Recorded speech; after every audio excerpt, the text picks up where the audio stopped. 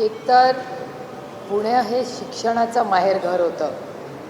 आज ते मी एक खूप जड अंतकरणाने म्हणते की हे महाराष्ट्राचं क्राईम कॅपिटल झालं. आणि हे माझा आरोप नाही आहे फक्त या सरकारवर, पण भारत सरकारचे जे मंत्री आहेत, गृहमंत्री माननीय अमित शाह, त्यांच्या डिपार्टमेंटचा एक रिपोर्ट आला आहे.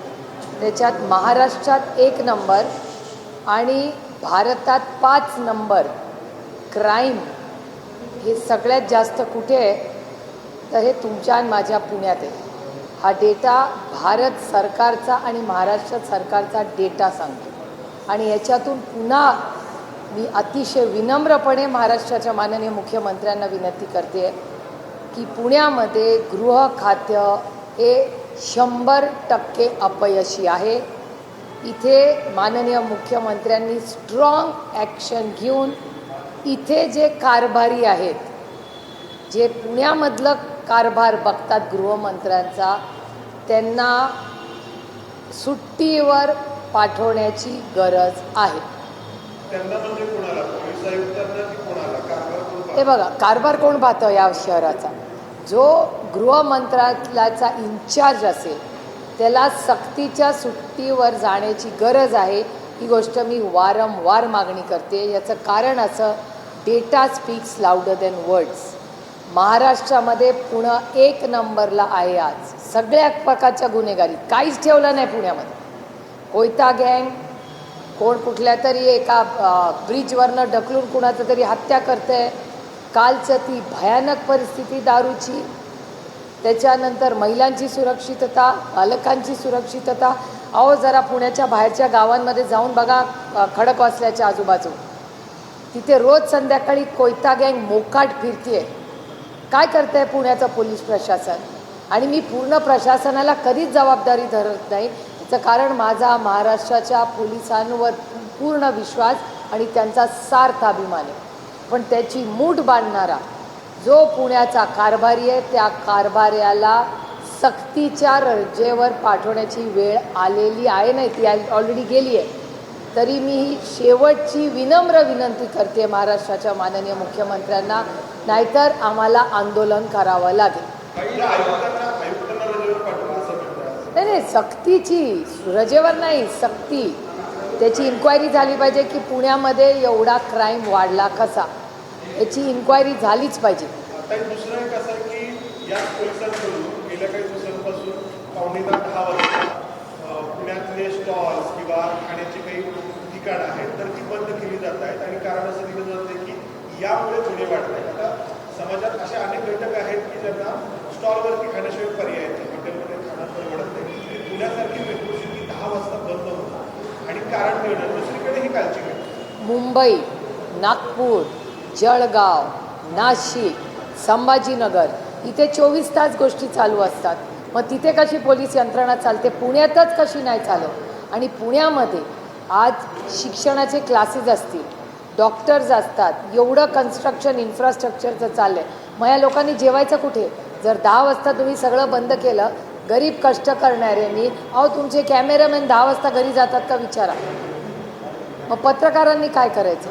त्यामुळे हे पूर्ण पोलिसांचं फेलियर आहे आणि ह्याला पूर्णपणे जबाबदार पुण्याचे कारभारी आहेत. हा माझा पुन्हा आरोप आहे. याचं कारण असं, आम्ही अतिशय त्यांच्या बाबतीत सहनशील राहिलेलो आहोत.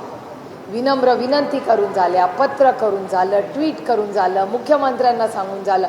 पण पुण्यामधला क्राईम वाढतोय आणि मी म्हणत नाही आहे, पुण्यातला क्राईम वाढतोय हा तर डेटा चॅनल्सवर दिसतोच. पण देशाचे गृहमंत्र्यांचा रिपोर्ट सांगतोय की पुण्यात क्राईम वाढतो.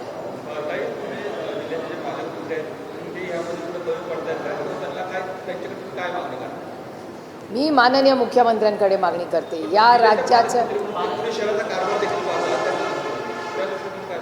हे पालकमंत्र्यांनी अर्थातच ह्याच्यात लक्ष घातलंच असेल. मला असं वाटतं पालकमंत्री तुम्हाला भेटत असतील, तुम्ही पालकमंत्र्यांना प्रश्न केला पाहिजे ना. त्याच्यामुळे तुमची दादाबरोबर आठवत आहे, तुमची आठवड्याला भेट व्हायची, तशी पालकमंत्री आता वहिनी आहेत, वहिनीही तुम्हाला भेटत असतील तर तुम्ही वहिनींना हा प्रश्न आमच्या सगळ्यांच्याच आणि नागरिकांच्या विनंती च्या वरून तुम्ही विचारू शकता. पण गृह मंत्रालय हे माननीय मुख्यमंत्र्यांकडे, त्याच्यामुळे आमच्या माननीय मुख्यमंत्र्यांकडून अपेक्षा आहेत.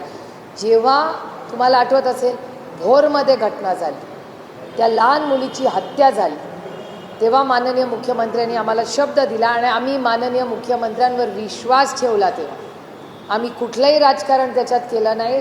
अतिशय समंजसपणाने सगळ्यांनी माणुसकी दाखवली आणि भोरच्या प्रकरणात मुख्यमंत्र्यांनी शब्द दिला की आम्ही फास्ट ट्रॅक कोर्ट करून त्या व्यक्तीला फाशी देऊ. आम्ही विश्वास ठेवला. त्या नराधमाला फाशी देणार शब्द दिल्यावर महाराष्ट्राच्या मुख्यमंत्र्यांवर आम्ही विश्वास ठेवला. आजही महाराष्ट्राच्या मुख्यमंत्र्यांना आम्ही पुन्हा पुन्हा विनंती करतोय, पण आज जर हा प्रश्न सुटला नाही आणि आम्हाला पुण्यात कुठलीही सुधारणा दिसली नाही तर रस्त्यावर उतरून आंदोलन सुप्रिया सुळे करेल, हे मी पुणेकरांना शब्द देते. महानगरपालिकेत 119 नगरसेवक आहेत, 8 आमदार आहेत, महायुतीची एक हाती सत्ता आहे. मात्र या आमदारांपैकी कोणीच पुढे येऊन याविषयी बोलत नाही, याची खंत आणि याबाबत अपेक्षा नाही. मी तुम्हाला खरं सांगू, माझ्या त्यांच्याकडून काही अपेक्षाच नाही. आपण आपलं कर्तव्य एक मताने पुणे शहरामध्ये भारतीय जनता पक्षाला एवढी मोठी साथ पुणेकरांनी दिली. मला ह्याच्यात राजकारण आणायचं नव्हतं, तुम्ही प्रश्न विचारला म्हणून सांगते की मला भारतीय जनता पक्षावर टीका करायला मी बसलेच नाही आहे इथे.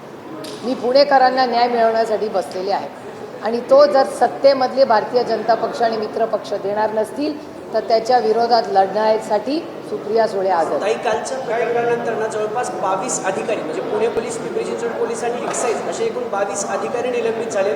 काल एका दिवसात जिल्ह्याभरात 55 ठिकाणी एक्साईजने कारवाई केली आहे. अनेक लिटर दारू जप्त केले आहे. 13 हे दुरुस्त असं वाटतं तुम्हाला की सरकारला विलंब झाला आहे सगळ्या कारवाया करायला? हे सरकारचं अपयश आहे.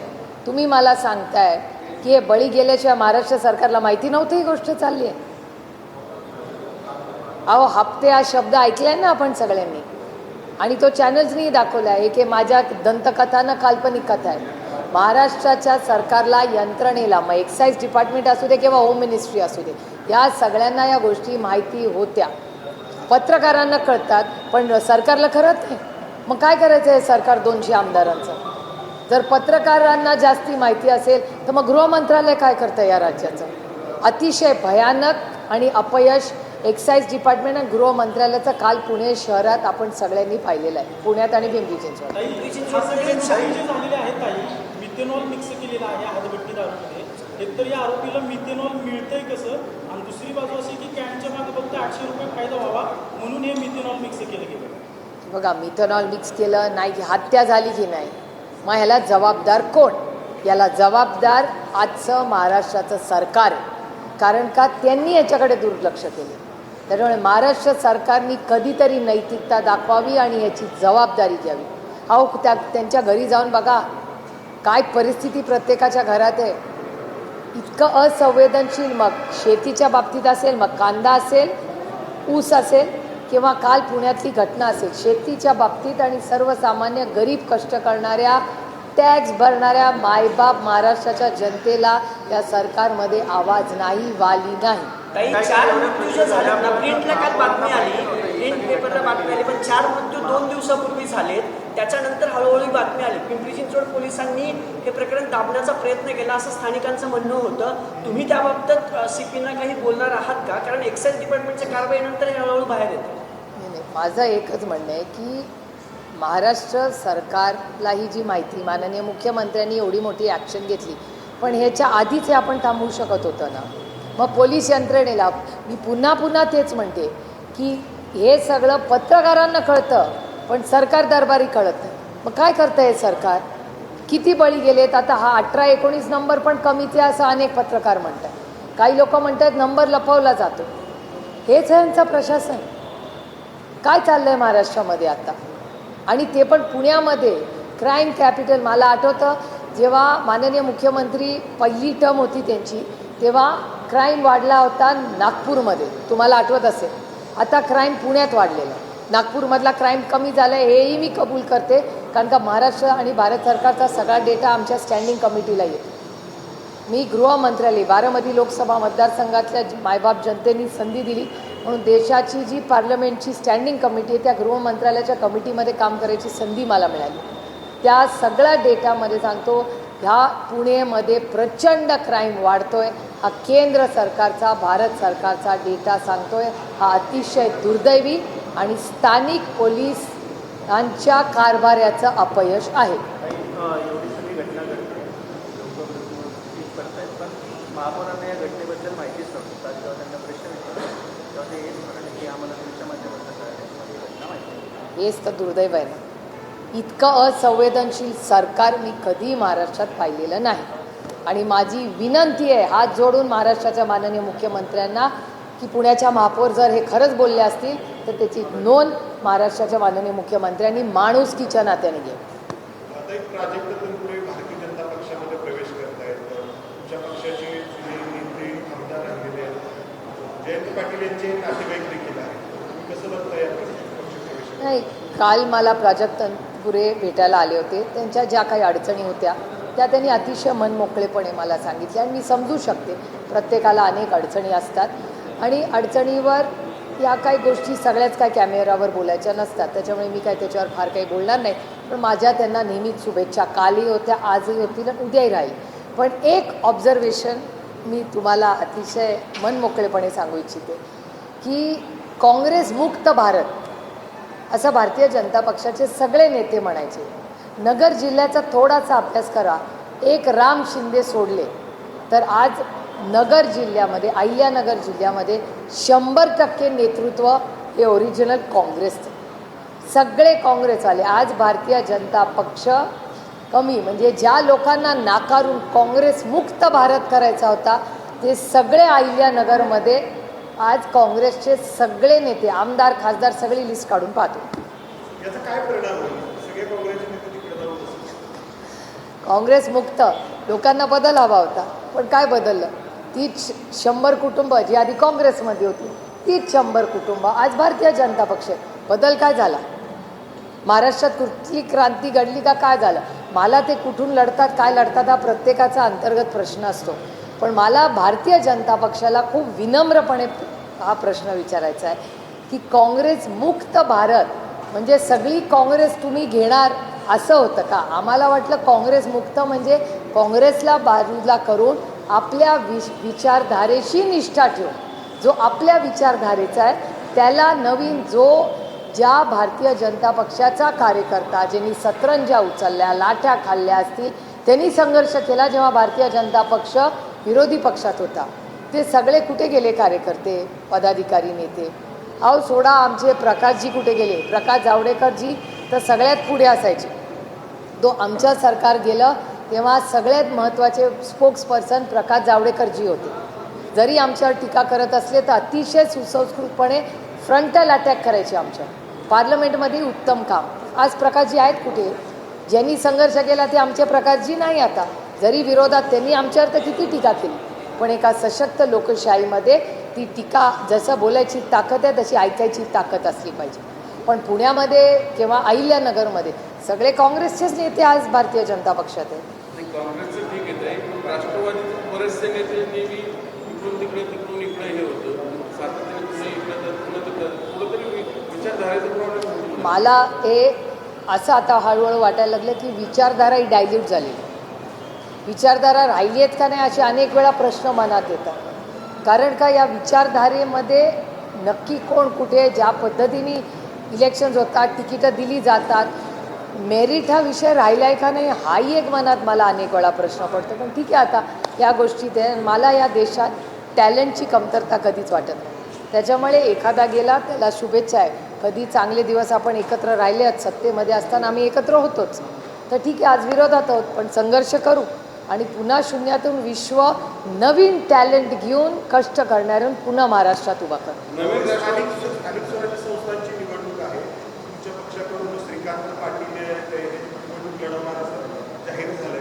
दुसरीकडे आमचं जाहीर नाही झालेलं, आमच्या सीट वाटप झाले आहेत. आमच्याकडे कॅन्डिडेट्सनी पुण्यामध्ये 2 लोकांनी फॉर्म भरलेले आहेत. पुढच्या एक दिवस आज उद्यामध्ये तिकीट फायनल. समोरची राष्ट्रवादी पण ही निवडणूक लढवणार आहे. राष्ट्रवादी विरुद्ध राष्ट्रवादी. ती राष्ट्रवादी नाही, महाविकास आघाडी वर्सेस युती आहे.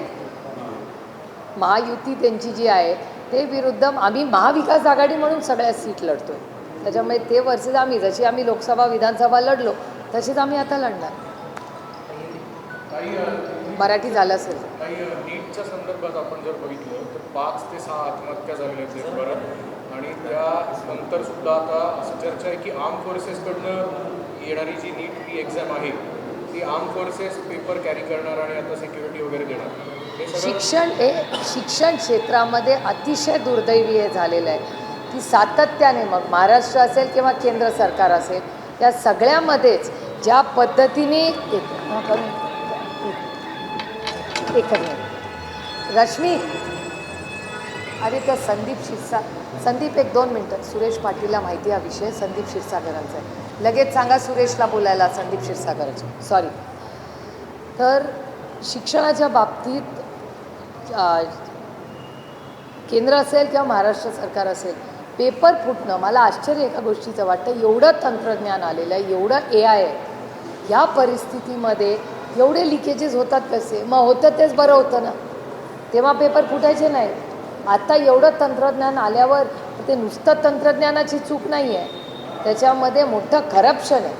त्या करप्शनमुळे हा प्रॉब्लेम येतो आहे. त्याच्यामुळे महाराष्ट्र आणि केंद्र सरकारच्या जे मंत्रालय आहे शिक्षण त्यांना नैतिक जबाबदारी घ्यावी लागेल या सगळ्याची. कारण का या मुलांच्या करिअरचा प्रश्न आहे. मनोज जरांगे पाटील पुन्हा एकदा आंदोलनाला बसलेले आहेत. आजपासून त्यांनी आंदोलन सुरू केलं उपोषण चालू केलं. हे सरकारचं अपयश आहे सातत्याने सरकार. आणि कधीकधी मला कळत नाही की सरकार जेव्हा टार्गेट्स देतं ते पूर्ण कधी करणार. मी आत्ताच एक शिक्षणाची मीटिंग करून इथे आले आहे. शिक्षणातले राईट टू एज्युकेशनची निधी हा त्या शाळांना मुलांना मिळत नाही. मग एकीकडे मी तुम्हालाच सगळ्यांना तुम्ही गेले अनेक वर्ष आपण एकत्र म्हणजे तुम्ही माझा इंटरव्ह्यू घेताय किती दिवस मी महाराष्ट्राच्या आणि भारताच्या आर्थिक परिस्थितीबद्दल बोलते सातत्याने मी बोलते. पण तेव्हा सगळे म्हणायचे अरे काय प्रॉब्लेमच नाही आहे. फिस्कल डेफिसिट शब्द बोलून बोलून गुळगुळीत झाला पण त्या फिस्कल डेफिसिटमध्ये सुधारणा दिसत नाही या सरकारमध्ये आपल्याला. राजेश टोपेंचंही नाव आत्ममधनं भाजपच्या वाटेवर येतं. अहो माझं पण येत असतं. मी तर गेले 12 वर्ष माझा शपथविधी तुम्ही घेताय त्याच्यामुळे नावं येत असतात. मार्केटमध्ये नाणं चालतंय याच्याबद्दलच आनंद ठेवला पाहिजे. होतं काय की याच्यामुळे विरोधक आहेत की नाही किंवा जे आहेत त्यांना नेहमी असं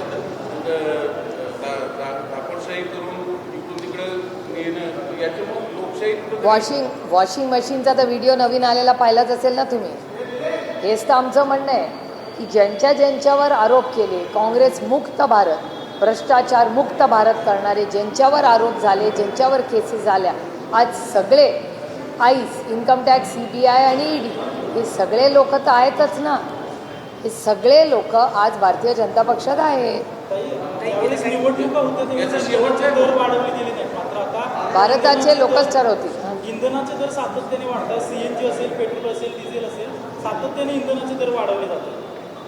नाही मी ह्याच्याबद्दल गेले वर्षभर माझी सगळी लोकसभेतली भाषणं काढा राहुल गांधीजींची भाषणं काढा अखिलेश यादवांची काढा तुम्ही कुणाची विरोधी पक्षातली गेली 1 वर्षाची भाषणं तुम्ही काढा.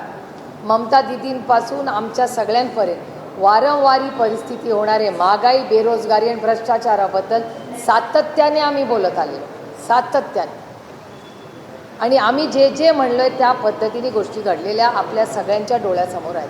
त्याच्यामुळे हे महागाई बेरोजगारी आणि भ्रष्टाचार होतो आहे याच्यात मला काहीही आश्चर्य वाटत नाही. तुम्ही दिल्लीत असतात एकंदरीतच आत्ताची जी परिस्थिती आहे म्हणजे शहरात नाकाबंदी किंवा हे सगळे महागाई मोदींनी केलेलं आव्हान मिनी लॉकडाऊनची शक्यता वर्तवली जाते दिल्लीत अशा काही चर्चा आहेत कारण अनेक आत्ता तरी चर्चा नाही. आत्ता तरी अशी कुठलीही चर्चा नाही. सातत्याने जशी राष्ट्रवादी मी दादांच्या पश्चात फार पक्षात ॲक्टिव्ह झाल्यापासून सिनियर मंत्री सातत्याने काहीतरी बातम्या येतात यांचं त्यांचं पटत नाही. आता कालही भुजबळांचं ते सगळं समोर आलं. भुजबळ म्हणले मला आजपर्यंत कधी साहेब आणि दादा असं बोलले नाही तुम्ही कसं काय बोलतो नाही काय नाही.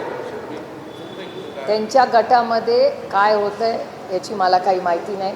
आणि दुसरे के घर में झाकने का मुझे शौक भी नाही आहे हा पहिला मुद्दा. पण दुसरा मुद्दा हा त्याच्यापेक्षा जास्त मला महत्त्वाचा वाटतो. म्हणजे त्यांच्या गटामध्ये काय चाललं आहे त्याच्यात मला खरंच काही इंटरेस्ट नाही. मला चिंताजनक एकच गोष्ट वाटते की कालच्या एका वर्तमान पक्षात किंवा एका चॅनलवर एक व्हिडिओ मला आलेला आहे. मी चॅनलचं नाव घेणार नाही.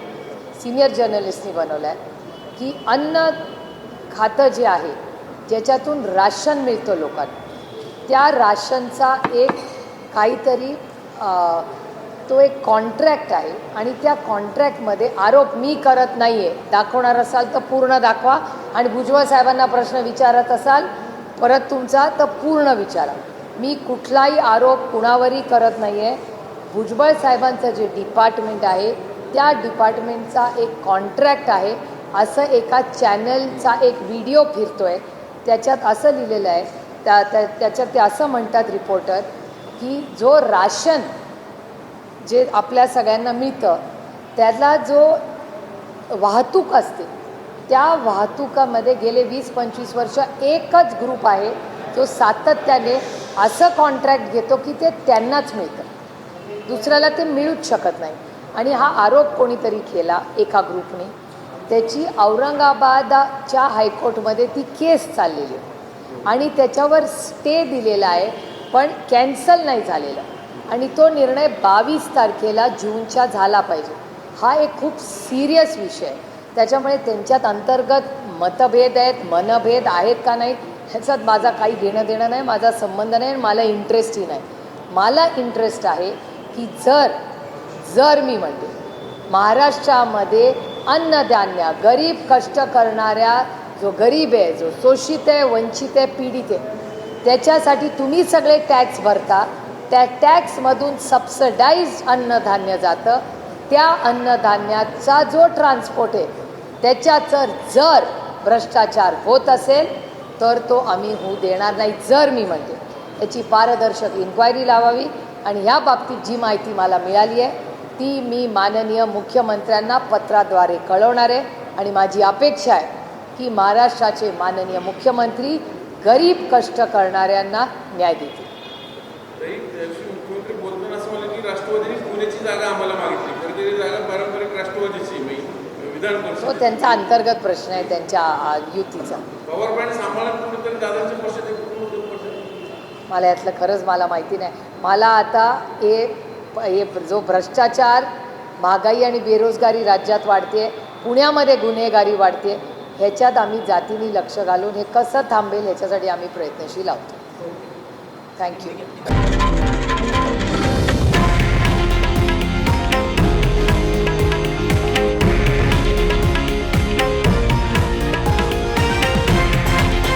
हे आहे देशातील नंबर 1 न्यूज नेटवर्क आणि आपण पाहत आहात TV9 मराठी, एकमेव.